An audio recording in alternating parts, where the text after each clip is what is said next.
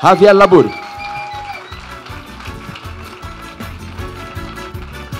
Hi everyone, how are you?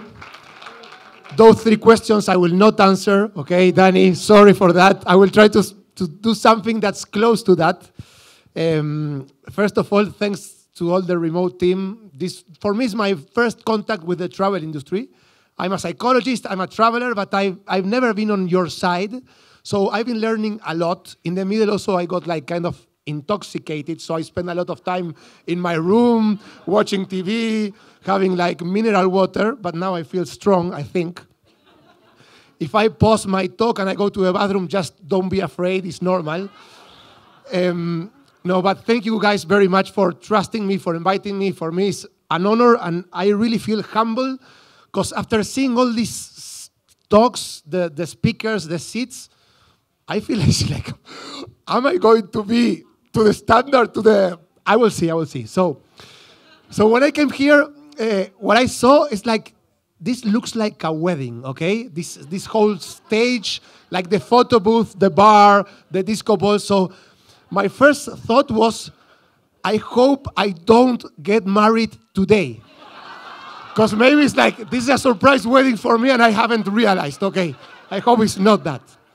So I will try to transport you, to fly, to travel tonight together, to see how psychology and traveling are related.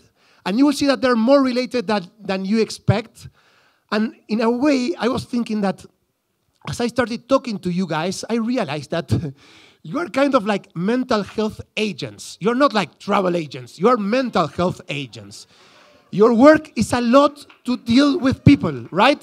Am I right? Like, it's like you're dealing with people all the time.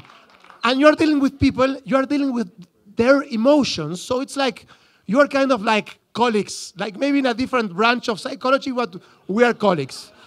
So I would like to start with a simple but really significant story that happened to me when I was 7 years old. It was the year 1989, and traveling was not as popular as now, but it was starting, okay? I was a 7-year-old kid. I grew up in the suburb of Buenos Aires, in the northern suburb. I was really a curious kid. I loved to read books, magazines. I always tried to know facts about the world. My dad was traveling a lot because of his work. And I remember just listening to his stories about traveling, about like he traveled to Israel, to Germany, to the US. And for me, it was like just imagining myself going to those places. But on the other hand, I was also kind of like insecure and anxious. I was a fearful kid.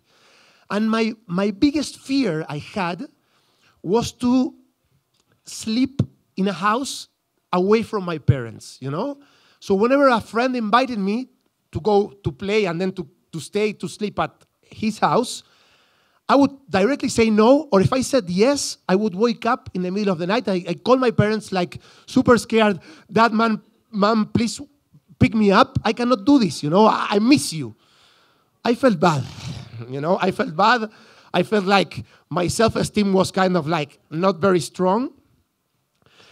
But one day, that insecurity started to change when I received an invitation from my grandpa Emilio. He invited me to go on a trip for 2 months. 2 months, okay? I was a 7-year-old kid that was afraid of sleeping away from his parents. 2 months, okay? But we were going to visit my aunts that lived in California and in Hawaii in the US. So for me, it was kind of like a dream, okay?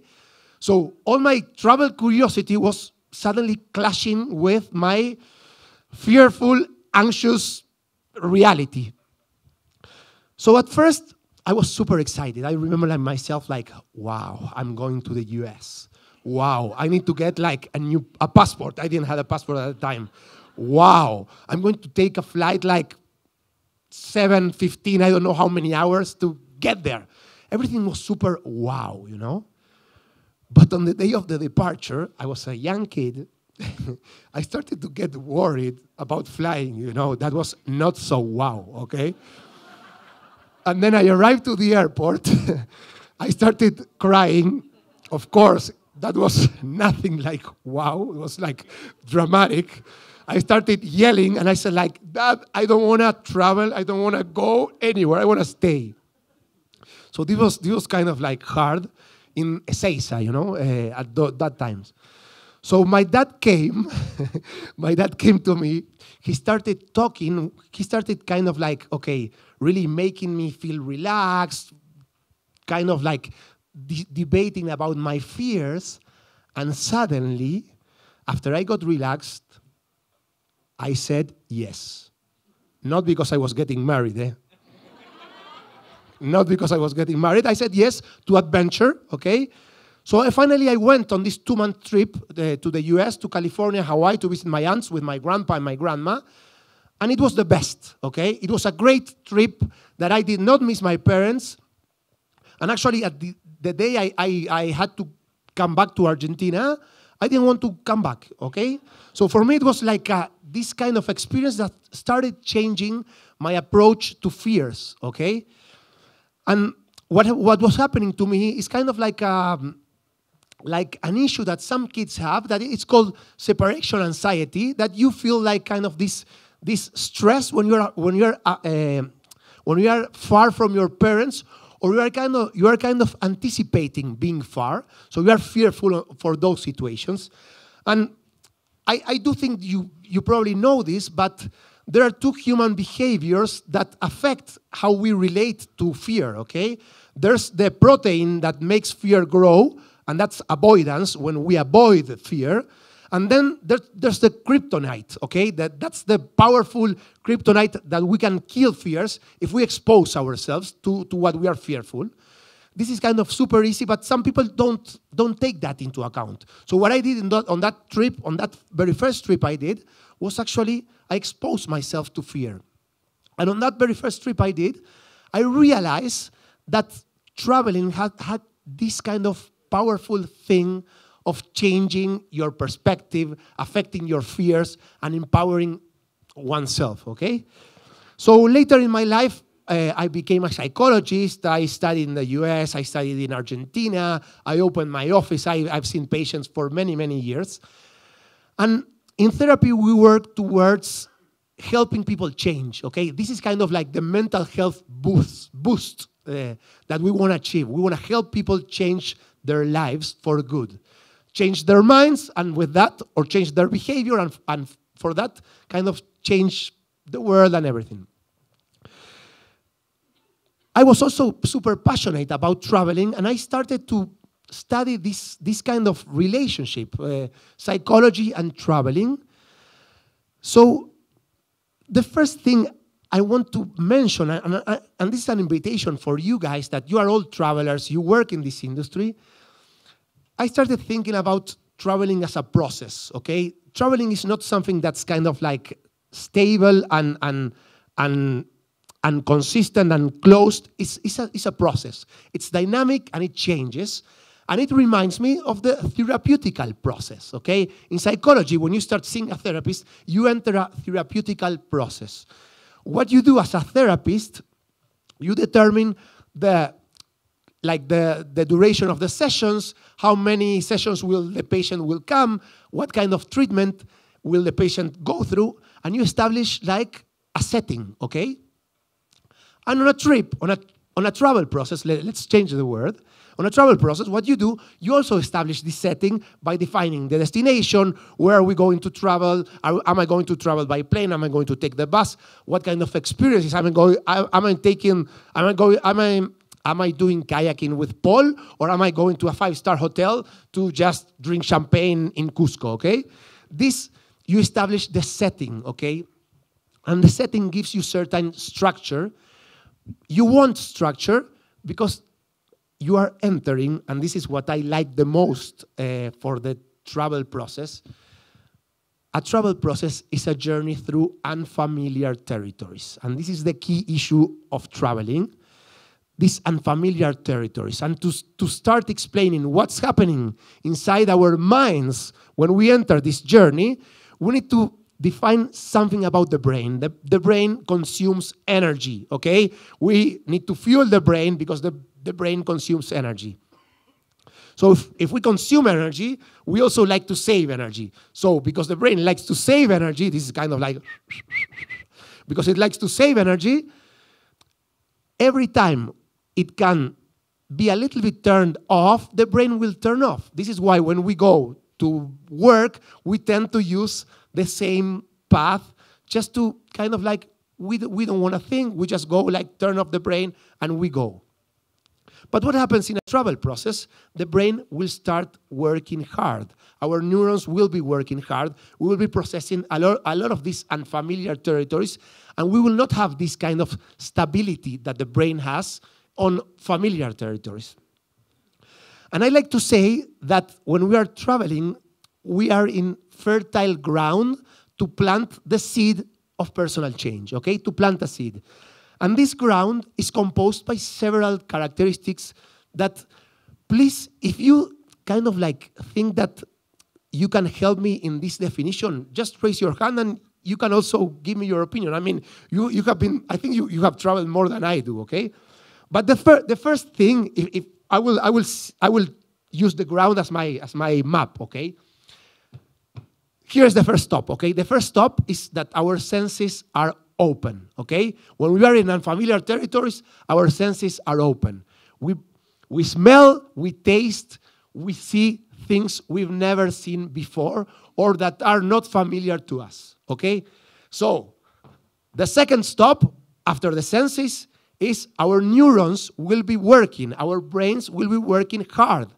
Kind of like similar to a stressful situation, but we are not at all stressed, but our brains will be moving themselves, okay? They will be processing information. This brings us to the third station, and that's that we are in the present moment, okay? We are in the here and now. This is a key fact for change. The fourth one, what is it? I forgot it. No. No. So the fourth one is that, no, yeah, I forgot it. I need to check. I need to check my notes. This is the fearful thing. I always thought it could happen, and sometimes it happened. So after the perception, I have my notes here. Oh, sorry, guys. So after this, thanks for the support. Thanks for the support. Gracias. Always you try to feel this and try to change it, okay? But after this, after being the present moment, you have the emotional awareness. And this is kind of like the vulnerability, the openness that every traveler needs to connect, okay? And this is kind of another key factor. And the fifth key factor is the happiness that we are feeling when we travel. So these 5 stations are the 5 stations for this kind of fertile ground to plant the seed of personal change, okay? This does not mean that every time we travel we change, but the conditions are there if we use them well. The conditions are kind of like similar to the therapeutical conditions that a patient needs, okay? So here we find a super kind of like related thing that we have in psychology and traveling, okay? But then there are many ways we travel when we change when we travel. And I will ask for your examples because I think that you will have like a lot of them. The first way, I chose 4, okay? Just to bring 4 examples of changing. I don't know if, I mean, probably you will find much more, but these 4 are kind of like what I think are the most paradigmatic. The first one is when you travel, you are taking distance from your land, from your territories. And of course, you get a perspective and you start relating to other travelers, you start relating yourself to local people. And this kind of contrast, this kind of comparison gives you a great scenario for self-knowledge, okay? And Paula was mentioning that on your trips you were writing when you were a kid, and I'm sure some things you were writing were writing things about yourself, who you were, like the kind of values you had, the kind of like personality traits, the kind of education you received. I always like to tell a story. The first time I traveled solo in Asia, I have this image. I was drinking beers at a bar in a city called Sihanoukville in Cambodia. I was sharing a table with a lot of Swedish travelers. We started talking about football, you know. I know some people like Flamengo here, right? Corinthians, but Flamengo won yesterday, right? The Copa, okay. I like Mengao, I like. So we started discussing about football, and after that we entered like discussions about our educations, and I realized that my Latino education was super different from the Scandinavian education that these guys received. And the next 3 or 4 days, I also had my notebook, and I was kind of like writing conclusions about who I was. How was I raised by, I went to a Catholic school, and that had like some, of course, I was influenced by that beliefs, okay? And self-knowledge is about your beliefs, it's about your emotions, it's about your personality traits, your behavioral patterns. It's like, in the end, it's a deep questioning about who you are, okay? And also, in traveling, you have these kind of perfect scenarios like the mountains we have here on the back that we can just contemplate like the old Greek philosophers did and spend some time just reflecting on who we are, okay? And why is it important self-knowledge for our mental health? Because this is super easy but super deep. The more we know each other, the better decisions we are going to take in the key aspects on life, okay? So this is a thing that just by going on a trip, on a travel process, we get, okay, this self-knowledge. The second way that we can start changing our life by traveling has to do with the setting we build, okay? It's not the same to go to a 5-star hotel than to go and sleep in the Amazon in a small village with a local community. It's not the same to travel by bus, by public bus, or by travel with a driver in a limousine, okay? These decisions we take will start affecting our self-esteem. This is also super easy, but the more we get outside of our comfort zone, the more we work on our self-esteem, okay? I'm sure you all have examples on how a trip changed your self-esteem. This small accomplishment that we never thought we could do, that we finally achieve it, and our self-esteem started to change. Our confidence, our personal confidence started to change. I don't know if you guys have an example of something you never thought. I remember the first time I went to India, I never expected I could travel inside India. I was super afraid. And actually, I spent 5 weeks and it was great. I also, in 2019, I did a trip in Africa. And this trip in Africa included 40 nights in a tent, sleeping in a tent. And for me, it was kind of like, remember, I was super anxious and I was a scary kid. And the day I started that trip, I was in Arusha in Tanzania. I was my first night in a tent, and I woke up in the middle of the night with a lot of what-if thoughts. Do you know the what-if thoughts? These catastrophic thoughts, like, what if I don't make it to the end of the trip? What if a lion bites me? What if I have to go back to Argentina and tell all my family, oh, no, I miss you, Dad and Mom. Like, you're 40 years old, bro. It's like, what if? So these catastrophic thoughts are enemies to your self-esteem. They just harm your self-esteem. Finally, on the next day, I started like a safari into the Serengeti. I started to immerse myself into nature. All these really heavy thoughts, what-if thoughts, started to lose its weight. And I started to sleep better. The second night was better. The third night was even better. The fourth night was amazing. By the 40th night, I enjoyed sleeping in a tent. So tomorrow we can all go camping together, okay? I will not be the guide, but I now feel that I can do it. That was a personal accomplishment that I felt.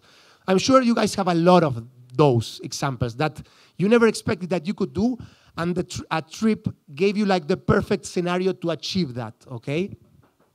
I was talking with the guides the other day. The first time Maxi started guiding, he told me, I was super afraid. I didn't expect that I could take tourists from the US. I had to speak in English.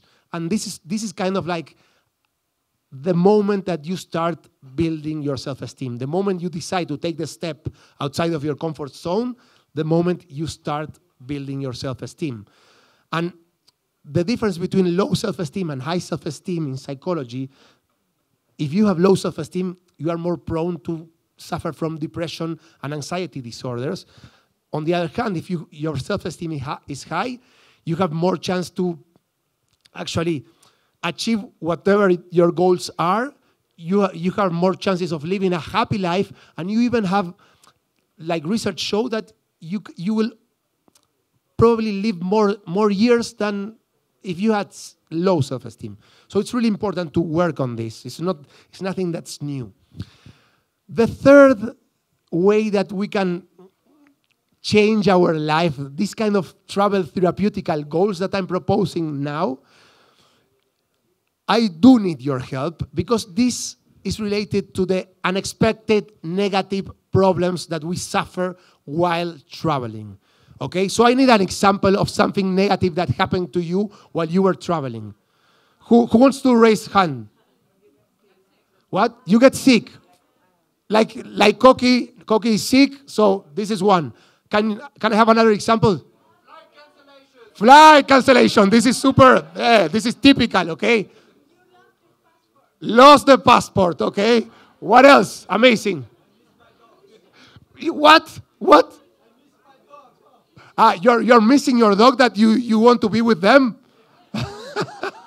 That's a different kind of therapy.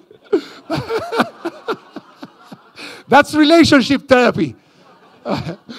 You had one. A revolution, like political revolution. Wow. Okay. So these are all negative things that, I mean, there are many, okay? I always think about what happens if you get bitten by an insect, okay? Of course, you cry. First, it's, oh, then you go to the doctor. No, but all these unexpected problems has to do with a concept that's called cognitive flexibility. And it's the capacity of adaptation that we human beings have, okay? And there was a professor called Adam Galinsky. No one knows him. I don't know him either, but I read about him. He's a professor in Columbia School of Business. Sounds super, super important. But he's one of the only professors in the world that actually did research about traveling, because it's not a field that people did a lot of research. So what he found is that all of these unexpected problems are actually helping people work on his cognitive flexibility.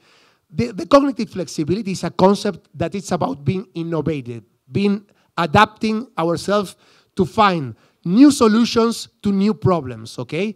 And the great thing about cognitive flexibility is that it has a correlation with mental well-being. The more we have this capacity of adaptation, the more chances we have to have a healthy, emotional, stable, I would say, healthy mind, okay? So this is good. So whenever you have a problem with a client that's maybe too demanding, you need to realize that this guy is being good with us, okay? He's making us work our cognitive flexibility, right? So let's try to change that on this way. So I got sick for 2 days and I worked my cognitive flexibility. I was in bed, I went to the hospital. I was working my cognitive flexibility. And the last of the ways of these therapeutical goals, they're all like goals that we can either work in therapy and also we work in a travel process. The last one, I think, is the most important. Paula also mentioned about it, and is that a trip is the perfect scenario to build human empathy. And human empathy is what defines us as human beings. Another psychologist called Teresa Wiseman, with that last name, she needs to be super, super wise, okay? She defined empathy as 4 different aspects or constructs, okay? The first aspect in empathy is to see the world as other people sees it. Pardon for my English, okay? It's my second language. But we understand that concept, okay? See the world as other people see it. This is the first construct, the first aspect of empathy. The second aspect is to be non-judgmental, okay? To be compassionate about the people we connect with, about the world. The third aspect of empathy is to understand other people's feelings. And this is super interesting, because sometimes we are super focused on how we feel, and we fail to understand the feeling of that guy, as Paul said. You know, these people were suffering because their whole life depended on that work. So you were super empathetic with them, connecting with them, and putting yourself in their shoulders. And also the last aspect of empathy is about communication. It's not only understanding, but being able to tell them how they feel and that you understand them, okay? So these are the 4 aspects of empathy. And a really important thing about empathy is the capacity we have to resonate with other people, okay? And resonate with other people does not mean that we are kind of like, how do we say, like, bonding. We need to be separate from them, but connecting, reflecting, but we're not feeling the same emotion, but we're understanding their emotion, okay? And traveling, I don't need to really be super deep or repetitive about this, because we all know that this happens all the time. When we meet Maxi, the guide, when we meet the people that are working with us in remote, it's all the time. It's over there, and research has shown that we cannot teach empathy, but we can facilitate empathy. Okay, and traveling is the perfect facilitator for that.